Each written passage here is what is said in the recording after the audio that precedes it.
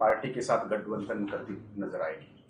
देखिए, मैं ये कहूंगा कि वंचित बहुजन आघाड़ी का जो राजनीति है महाराष्ट्र के कारपोरेशन के चुनाव में, आप कहिए ये मिनी इंडिया का दर्शन है, ऐसा मैं मानूंगा।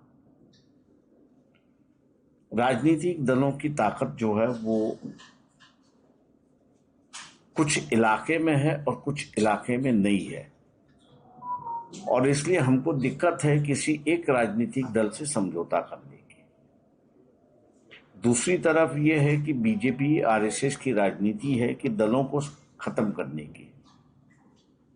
एक हम लोग को मौका मिला कि अलग अलग दलों के साथ हम लोग को समझौता अलग अलग कारपोरेशन में कर रहे हैं, इसलिए हमारी जो ताकत है उनको हम दे रहे हैं ताकि वो भी लड़ते रहे और उनकी भी अस्तित्व बना रहे।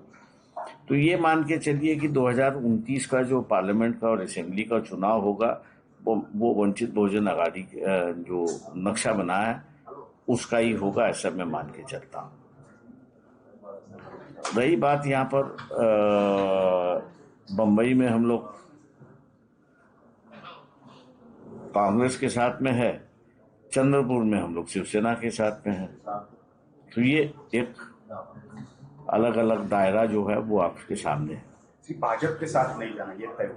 हम लोग का जो पार्लियामेंट्री कमेटी जो है और डिसीजन मेकिंग कमेटी जो है उसका यही फैसला था कि हम लोग बीजेपी आरएसएस के साथ नहीं जाएंगे, लेकिन और किसी तमाम पार्टियों के साथ हम जाएंगे। दो राष्ट्रवादी एक हो गई है, क्या लगता है आपको? इतने दिन तक शरद पवार बोल रहे थे कि हम भाजपा के साथ जिसने युति की है उसके साथ नहीं जाएगा, लेकिन अचानक से यह फैसला बदलता नजर। देखिए सर, ये अटल बिहारी वाजपेयी के समय में शरद पवार जो है वो डिजास्टर के ऑल इंडिया के मैनेजमेंट थे, कैबिनेट का दर्जा उनको था, तो उनका रिश्ता कभी छुपा हुआ नहीं था। अब मैं कहूंगा कि दोनों राष्ट्रवादी एक साथ आने से अजीत पवार ने शरद पवार को रास्ता बना के दिया है कि वो बीजेपी की ओर मोड़े,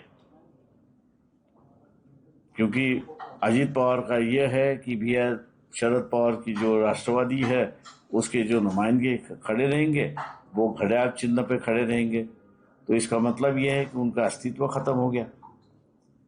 आश्चर्य मत मानिए कि इलेक्शन के बाद सुप्रिया सुले अगर केंद्रीय मंत्रिमंडल में आपको दिखाई देती है तो इसलिए सेक्युलर पार्टियों ने